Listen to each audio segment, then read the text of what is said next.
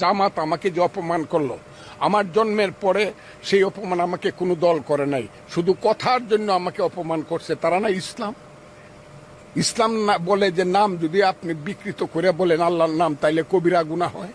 তাইলে এখানে করে ওই সব মৌলানা যে আজহারির থেকে দরিয়া, মৌলানা আহমদুল্লাহ সাহেব থেকে দরিয়া সবাই আমার নামটা ফজা পাগলা বলছে। আমি তো সবার চেয়ে বয়সে বড়, আমার বয়স তো 78 বছর।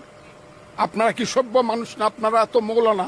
বিশ্বাস করেন আমাকে ফুজু পাগলা বলে, ফজলুর রহমান আমি ফজলুর রহমান 1 to 10 কোন ক্লাসে আমি সেকেন্ড হই নাই। আমি জীবনে একটা টাকা কারো কাছ থেকে হাত পাইতে দেই নাই, জীবনে চাঁদাবাজি করি নাই।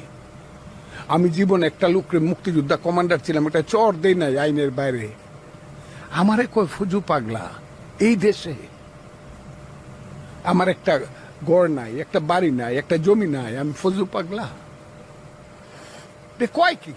এবং কয় জামাতের মতো দল যে নিজেকে বলে জামাতে ইসলাম, ইসলামের দল, এরা এই দেশে ক্ষমতায় যাবে আমি বাইচা থাকতে, তাইলে আমি আত্মহত্যা করে ফেলবো।